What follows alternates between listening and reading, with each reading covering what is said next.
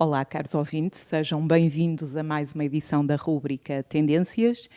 Como sabem, estamos junto de vocês todas as sextas-feiras às 11, com repetição às 21, na RCI e em cadeia com a RCS. Hoje estamos, mais uma vez, no Salão Nobre do Hotel dos Melos, do Grupo Visabeira Turismo, e estamos extremamente bem acompanhados com o especialista na área do desenvolvimento pessoal, que vem da Zona do Norte e, portanto, que já tem dado provas de sucesso nesta área do desenvolvimento pessoal, mais especificamente no que diz respeito à técnica do coaching. Temos o especialista e o autor Alexandre Martins, que hoje está aqui para nos falar de todas as estratégias, mecanismos desta área, que é efetivamente uma tendência, e também para nos apresentar o seu novo livro, que se tem revelado um sucesso, que é 7 bases de sucesso, portanto, em parceria com a editora Textos Livres, portanto, com a sede em Aveiro.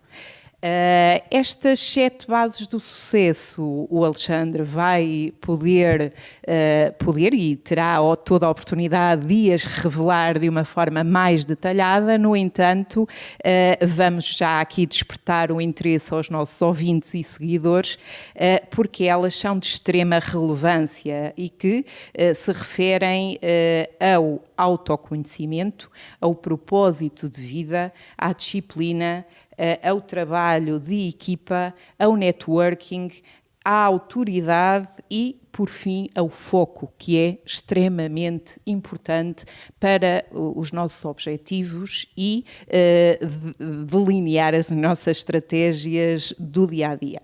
Olá, Alexandre, seja bem-vindo a Viseu e a esta sala magnífica e também à nossa rúbrica Tendências com este tema e com estes 7, com este tema do livro 7 bases de sucesso.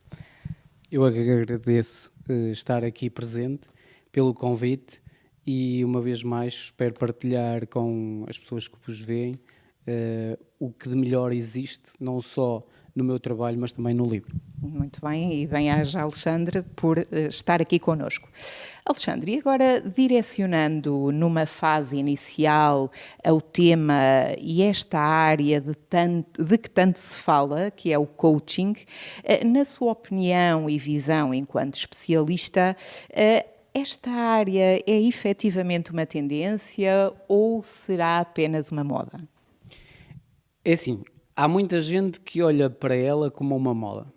Quem o leva a sério, que é o meu caso, por exemplo, eu já tirei a certificação internacional de coaching em 2011, quem leva a sério isto sabe perfeitamente que isto de moda não tem nada.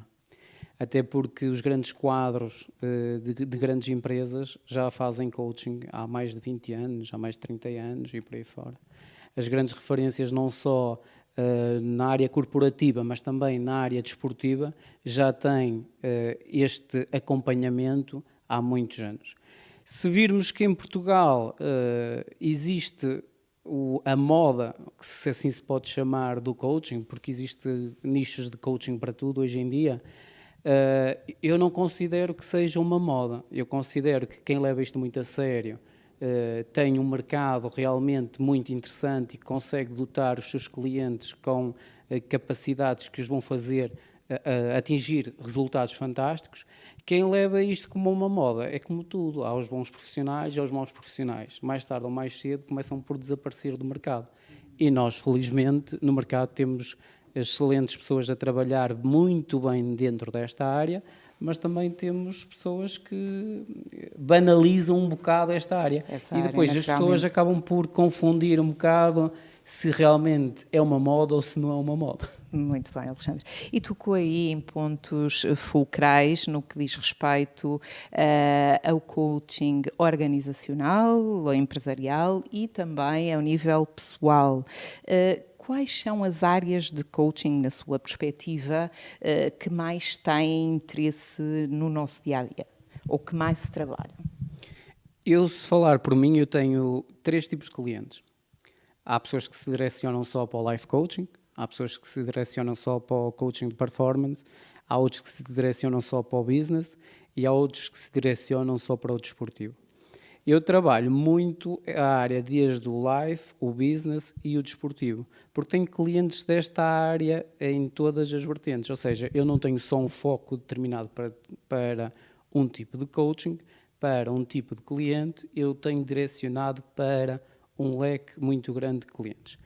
Se me perguntar qual é que eu tenho preferência entre estes 3, 4 que eu trabalho, não tenho uma preferência em nenhum deles, porque senão então eu direcionava só para um em específico.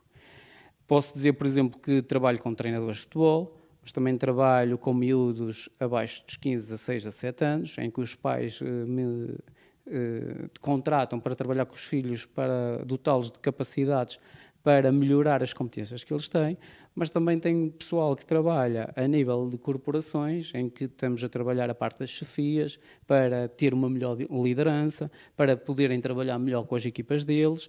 Ou seja, dentro destas áreas, nós poderíamos apenas selecionar uma. Eu acho que cada uma delas faz-nos crescer de uma forma diferente. E faz-nos também saber ser como os camaleões, em que nos adaptamos a uns e sabemos lidar com este tipo de cliente, mas se nos aparecer um com mais dificuldades, também conseguimos adaptar-nos a esse tipo de cliente, aprender com eles e poder transportar de um ciclo para o outro as aptidões que temos de um lado e do outro, também transportando isto para a parte desportiva. Eu, por exemplo, neste momento trabalho com alguém que está no estrangeiro a fazer, que é coach, mesmo coach de treinador de futebol, que é o Carlos Secretário, não é algo que seja uma novidade para ninguém, mas quando ele me procurou, o importante foi perceber que ele tem as aptidões, as capacidades todas de alguém que já foi treinado por José Mourinhos, já foi treinado pelos selecionadores nacionais, porque é um atleta, ou foi um atleta de seleção, tem as competências de treinador baseado na liderança treinador, mas depois, percebendo que nós podemos pegar na componente mental, adaptar ao que ele sabe, pode tirar muito mais rentabilidade dos seus jogadores, da sua equipa técnica e por aí fora. Ou seja, quando nós olhamos para o nosso resultado, olhamos sempre como dois e não eu é que sou e ele é que é. Olhamos como uma equipa, olhamos para o todo, olhamos para os resultados que temos atualmente, olhamos para os resultados que queremos ter a médio ou longo prazo e depois é ir construindo essa ponte para que tudo aconteça no nosso dia-a-dia. E isto tanto pode funcionar para a parte desportiva, como a seguir também pode ser transportada, se não fosse um cargo secretário, se fosse um empresário, pode ser transportada para uma parte empresarial, e se for para uma pessoa que seja, por exemplo, life coaching. Ainda ontem estava na internet com alguém que me tinha solicitado um trabalho e que está neste momento em Inglaterra. E muitas vezes nós perceber que existe alguém que olha para nós e que percebe que nós podemos ajudar a subir, se calhar, mais um patamar, mais um degrau, com o que nós sabemos, com o que nós fomos adquirindo ao longo da nossa vida, é possível a pessoa perceber que, se calhar, essa peça do puzzle que falta pode fazer com que a pessoa chegue mais longe. E isto é um trabalho que eu não posso dizer só, o coach é que é o bom. Não, o trabalho é sempre feito em equipa, como está a dizer a Cília, muito bem, e nós somos quase como se fôssemos uma mala que é acompanhada pelo cliente, e nessa mala nós transportamos as nossas ferramentas que ao longo deste percurso nós vamos dizendo, se calhar nesta altura o melhor para utilizar é isto, se calhar é evitar isto neste preciso momento, e se calhar numa altura mais à frente abdicamos desta ferramenta, utilizamos outra completamente diferente. Porquê? Porque isto é ajustar o carril para que as coisas se encarreirem na direção que a gente quer. Muito bem. E que o cliente, neste caso, pretende. O Alexandre, sempre baseado no que ele quer e não no que nós queremos. Isso é importante. O Alexandre referiu vários tipos de público-alvo e vários perfis.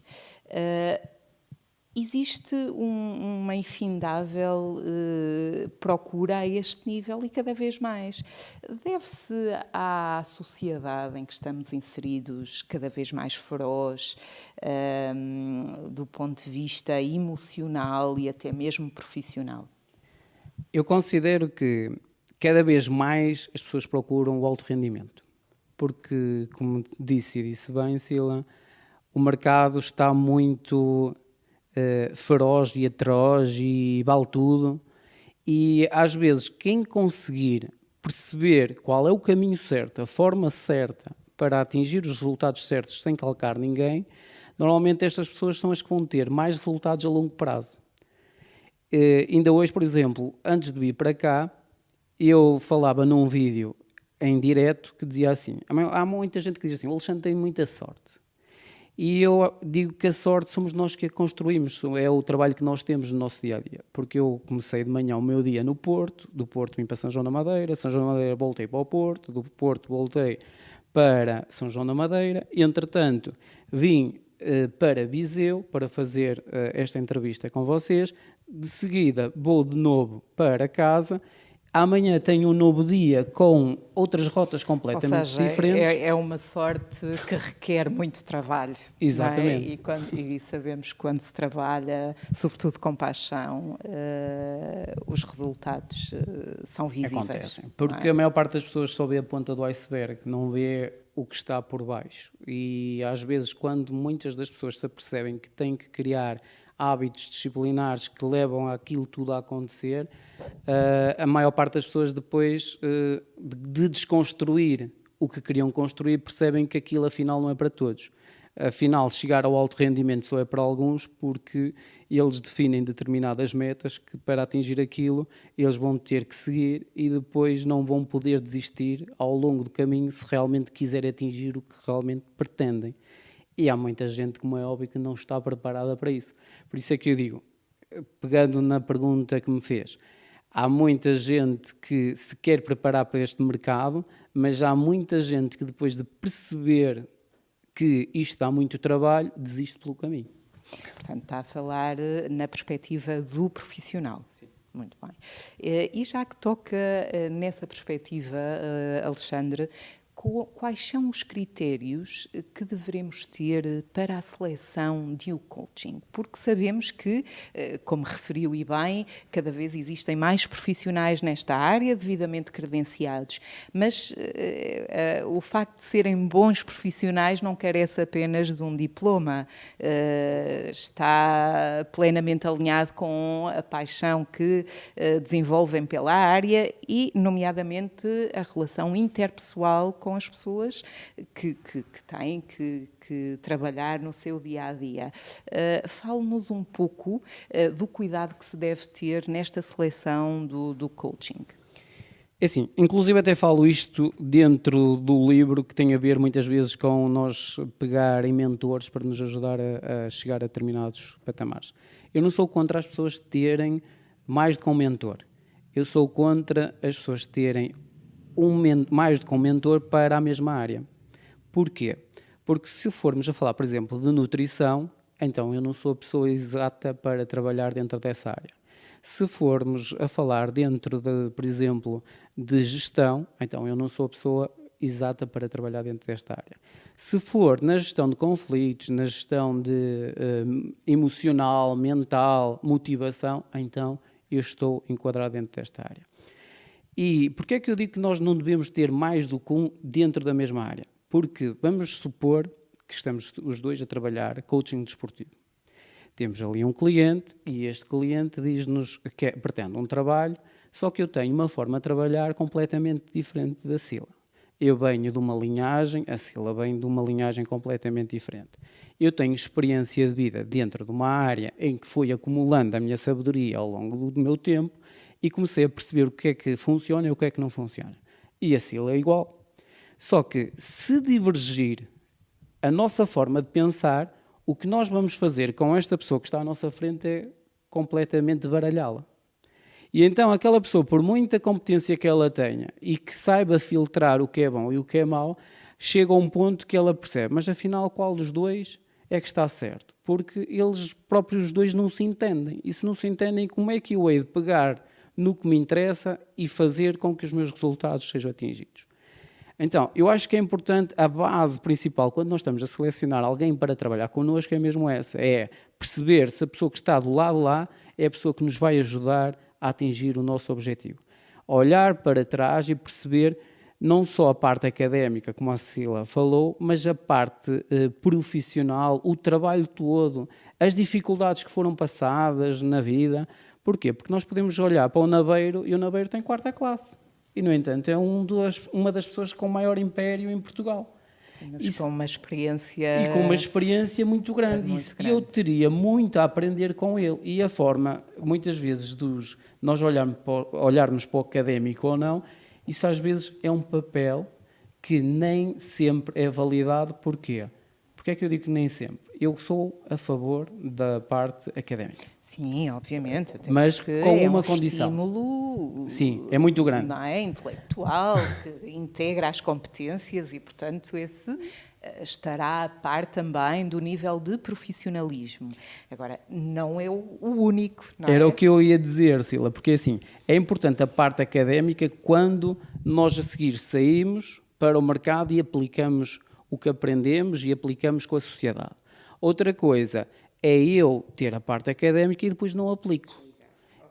Porque senão depois é quase como se não fizesse sentido aquilo que eu aprendi. E depois a maior parte das pessoas começa a confundir, tipo, então mas afinal eu andei a estudar tanto tempo, para quê?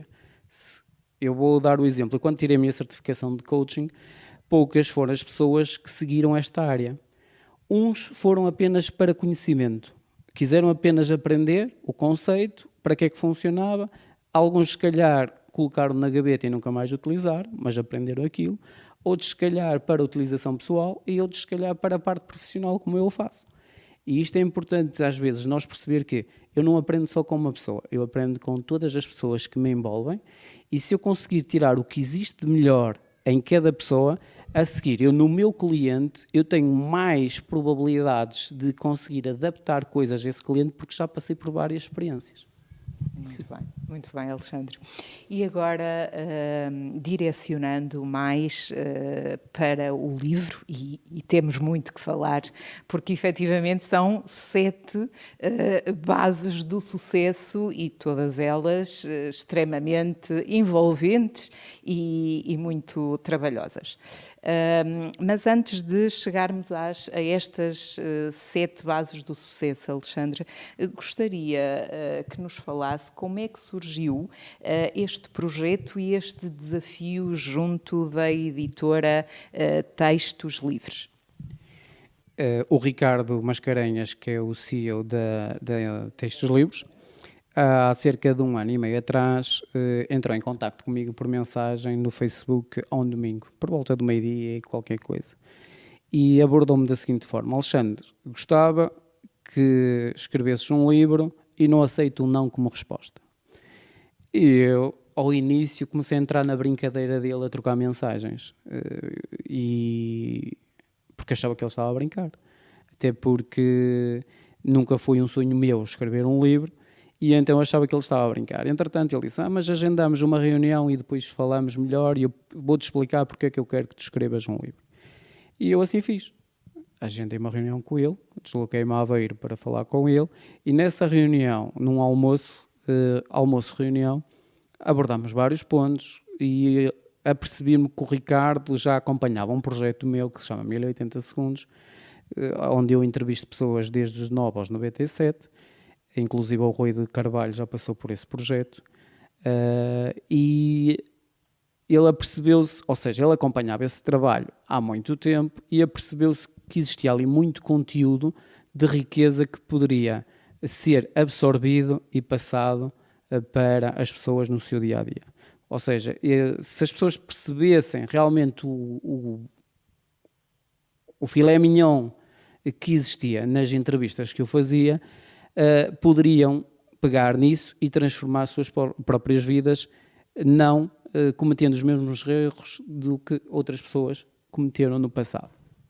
E baseou-se principalmente neste tipo de conversa, que é apanhar o ponto fraco da outra pessoa. E o ponto fraco da outra pessoa, neste caso o meu, são as pessoas. Ou seja, como eu gosto de pessoas, como eu gosto de ensinar às pessoas, como eu ou a maior parte das vezes, inclusive eu falo isto no livro, eu costumo oferecer 9 conteúdos gratuitos e um pago.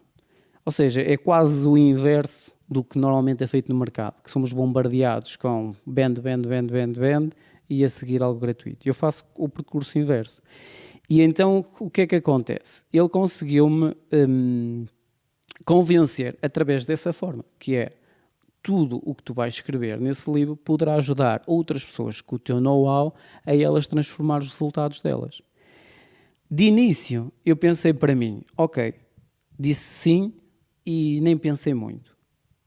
Mas, quando comecei a parar para pensar, disse assim, no que me foi meter. Porque se eu nunca escrevi um livro, se eu não conheço a metodologia para escrever um livro, se isto nunca foi um sonho e nunca passou pela minha cabeça, como é que eu vou fazer agora para escrever um livro depois de ter dado um sim? E eu sou um bocadinho como aquelas pessoas já antigas. Depois de dar um sim, a palavra é cumprir. não é preciso assinar, é muito o que eu disse e acabou. E então andei ali 3, 4 meses, tipo, a empatar, e o Ricardo às vezes perguntava, então, já tens coisas escritas? E eu dizia, alguns, tenho umas ideias soltas que têm em papéis, e tinha, só que tipo, de ideias soltas para a construção vai uma grande diferença. E o que eu disse ao Ricardo nesta primeira reunião que nós tivemos foi, ok, eu escrevo um livro, mas eu aceito se for com o título que eu quiser, o conteúdo que eu quiser e não se corta nada do que eu escrever no livro. E eu pensava que ao colocar estes 3 entraves, a pessoa do outro lado iria dizer então não. Ou seja, era quase arranjar uma ferramenta que pudesse bloquear a escrita do livro. E a pessoa do outro lado disse, neste caso o Ricardo, disse, então, mas é isso mesmo que a gente quer. E assim nasce este livro, porque depois começou a construção, quando eu parei, utilizando, lá está, o coaching para isto, dizer assim, espera aí, se tu disseste que escrevias um livro, tens que o começar a escrever. Então tens que começar a definir datas, tens que começar a criar uma estratégia, tens que começar a estudar como é que outras pessoas escreveram livros. E uma das coisas mais importantes que eu utilizei para a escrita deste livro foi utilizar um bocadinho o processo das novelas ou dos filmes, que é quando as coisas estão a aquecer, é como a novela para e amanhã há mais. E cada capítulo tive o cuidado de fazer isso, que foi, vamos aumentando o nível, vai aquecendo. O interesse para dar continuidade. E depois, então, no capítulo seguinte, nós damos continuidade a isto. E o mais importante foi, tipo, em cada capítulo, puxar as pessoas para dentro do livro e escrever a sua própria história. Porque este livro tem muitos espaços em branco, para quê? Para as pessoas mesmo não pegarem neste livro e ser um livro estante, pegarem num livro, escreverem a sua história dentro, mas a seguir, se houver alguém que venha pedir o livro emprestado, quase que não o podem emprestar. Porquê? Porque está a vida daquelas pessoas ali escrita dentro. Precisamente. Porque retratam-se integram-se em cada capítulo que o livro elenca, não é? Muito bem. Alexandre, com o advento da internet, portanto, a literatura nesta área é abundante e de forma gratuita. Como é que vê esta forma concorrencial e como é que a editora, junto do Alexandre, enquanto autor, perspectiva um top de vendas? Há aqui algo que eu tenho cuidado de fazer no livro, que é, um dos capítulos chama-se Autoridade. E quando eu referencio a autoridade, nós temos uma referência na área que nós trabalhamos. Portanto, pode ser uma autoridade como médico, uma autoridade como polícia, uma autoridade como no marketing, como uma autoridade como um cardiologista. Ou seja, quando eu referencio aqui a parte da autoridade, eu quero explicar bem que este conceito de autoridade não tem nada a ver com a AT, as finanças, a polícia, tem a ver com tu seres muito bom no que estás a fazer. E tu seres muito bom no que estás a fazer, inclusive eu tive esse cuidado, que foi, sabendo eu que ao longo dos meus últimos 20 anos trabalhei com muitas pessoas que foram grandes referências e que ainda hoje são referências no mercado, é importante, uma das bases de sucesso, nós sermos referências no mercado, no que fazemos, seja ele local, seja ele regional, seja ele nacional ou internacional. Isso é importante para o mundo da internet nos posicionar.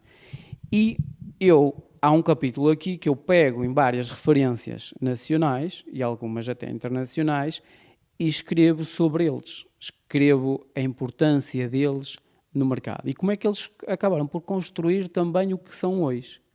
E quando nós criamos isto, nós criamos várias coisas no processo. Criamos o trabalho de equipa, criamos o foco, criamos uma disciplina, criamos o autoconhecimento, criamos um propósito de vida e isto é como as pessoas percebessem que esta autoridade foi ganha porque nós conseguimos comunicar com várias pessoas. Como a Sila neste momento está a fazer. Por exemplo, está a fazer entrevistas a várias pessoas, sejam eles autores ou não. Estas pessoas são referências dentro da área delas? Não são. Se um dia vier a entrevistar, por exemplo, uma Cristina Ferreira, se calhar vão olhar para a Sila de uma forma completamente diferente. E isto faz o quê? Ou, neste caso, a mim fez com que eu fosse olhado de uma forma diferente, uma forma completamente diferente de há 5 anos atrás. Porquê? Porque quanto mais nós construímos, mais nós damos, e eu acredito que o universo acaba também por nos dar a nós. E, por exemplo, no capítulo networking que está aí, os dadores, que é o networking que eu acabo por falar, são aquelas pessoas que muitas vezes dão, sem nada esperar. E estas pessoas normalmente são altamente influenciadores, o que nós hoje utilizamos no mercado como dizendo os influenciadores digitais, e já existiam influenciadores há muito tempo sem serem digitais e que nos passava o conhecimento da A, B e C, D, o contacto da A, B, C e D, e isto faz o quê? Faz com que a parte mais pessoal seja ativada e cria esse crescimento para o mercado digital de uma forma muito mais rápida, muito mais evoluída. Se me perguntar, por exemplo, eu tenho uma página no Facebook que é Alexandre Martins, que atualmente tem 29 mil e tal seguidores, mas há 5 anos tinha 5 ou 6 mil. E se nós começamos a utilizar o processo destas 7 bases, se formos a reparar, o efeito bola de neve mais tarde ou mais cedo começa a acontecer. Obviamente. Muito bem. Mas lá está, terá que imprimir no mercado um profissionalismo e uma consistência no que toca ao seu trabalho, que vai desenvolvendo, neste caso, com as pessoas, sejam elas individuais ou organizacionais e empresariais, não é? Portanto, mas Alexandre, fale-nos da sua inspiração enquanto profissional para o lançamento de a obra, na qual elenca uma frase muito interessante que discorre e diz que vai avivar alguns princípios essenciais para viver uma vida melhor. A parte inspiracional do livro, a principal, é nós contarmos histórias reais de pessoas como eu, e como a Sila, e como o António, e como o Rui de Carvalho, e como o Manuel, e como o Samuel.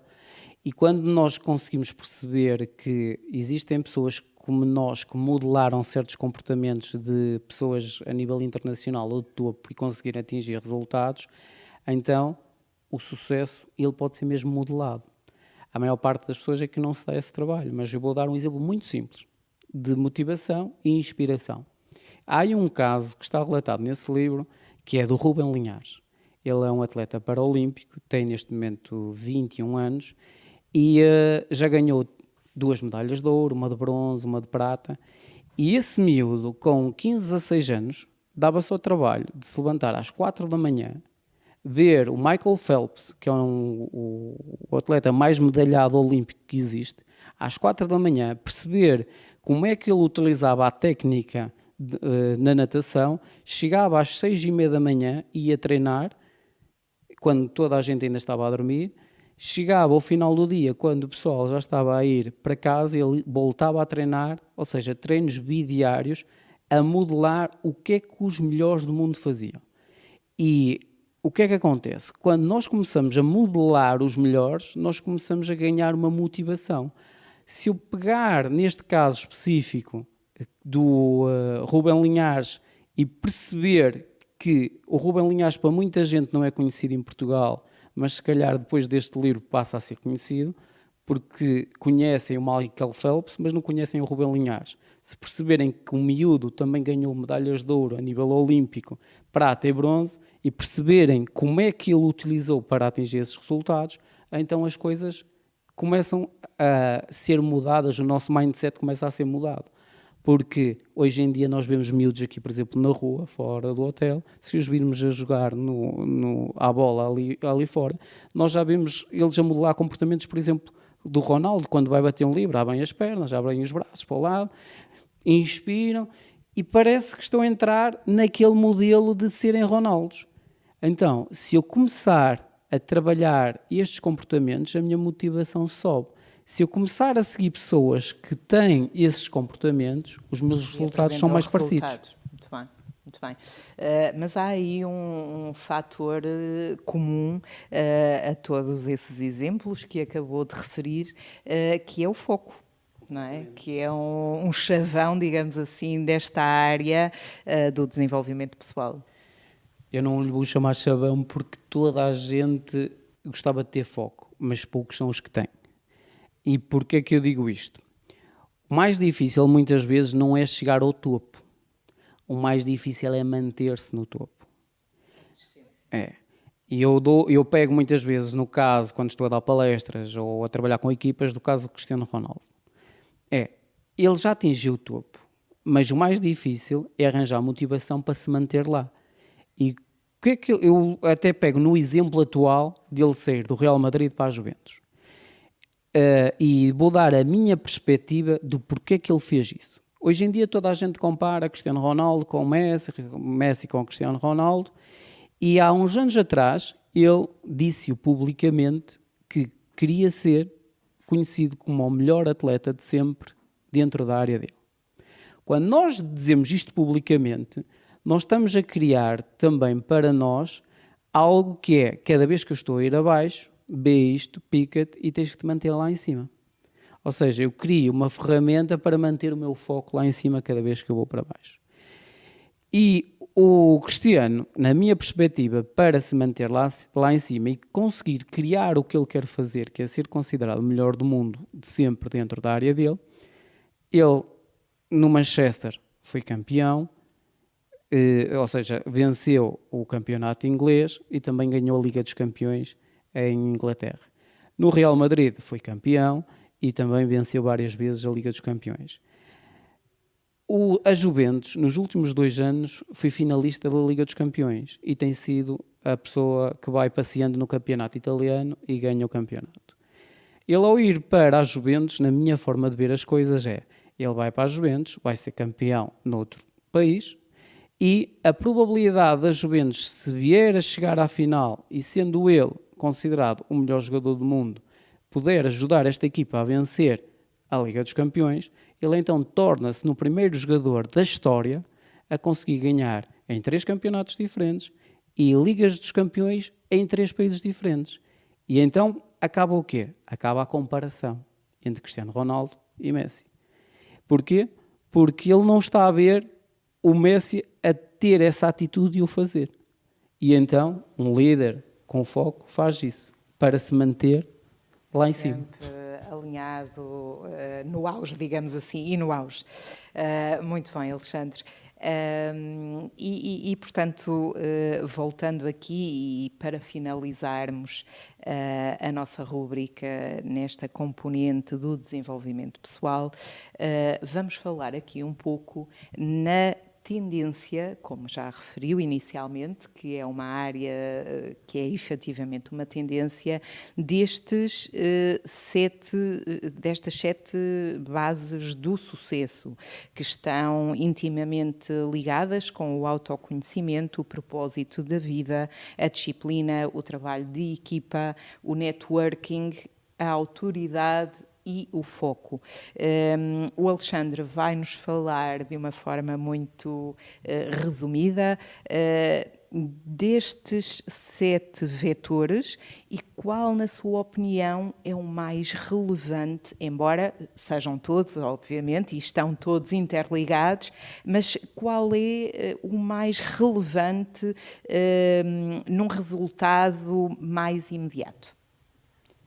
Num resultado mais imediato, é assim, há pessoas que às vezes me questionam, Sila, do seguinte: porque é que não outros 7 e estes 7? Porque quando passaram milhares de pessoas ao longo destes anos pelas minhas mãos, um dos cuidados que eu tive foi perceber o que é que ligava mais pessoas a ter o sucesso. E é claro que existem muito mais do que estes 7, só que os que se imprimem com mais frequência nas pessoas que têm tido resultados são estes 7. E se eu pegar neles todos, se eu tivesse que desconstruir cada um e dizer qual é a base está no autoconhecimento. Por isso é que começamos com a primeira base de sucesso, o autoconhecimento. Quando eu tenho a capacidade de perceber em que é que eu sou bom, o que é que eu posso fazer, o que é que eu posso melhorar, automaticamente eu consigo alinhar para um propósito de vida, para dizer, se é nisto que eu sou bom, vou pegar outra vez no Cristiano Ronaldo, se ele percebeu desde muito novo que era bom a jogar futebol, então eu vou direcionar para ali e vou-me tornar... Potenciou essas mesmas características. E depois começa a construir a roda a partir daí começa-se a disciplinar, a partir daí começa a trabalhar em equipa, a partir daí existe contactos networking que o metem no Sporting, que o levam da Madeira para o Sporting, a partir daí ele começa a cada vez ser melhor com os colegas de equipa e começa a ser uma autoridade, e a partir daí quando eu sou uma autoridade, eu tenho que ser visto como tal e tenho que manter o meu foco em ser ou continuar a ser visto como tal. E por isso é uma roda. É uma roda que quando chega lá acima, quando acabamos o livro, que é o 7.3, é foco na melhoria contínua. E o foco na melhoria contínua é eu perceber que, apesar de construir isto tudo, não acaba. Eu tenho que alimentar com algo novo para que a roda continue a girar. Muito bem. Alexandre, bem-aja por este momento enriquecedor e por esta partilha.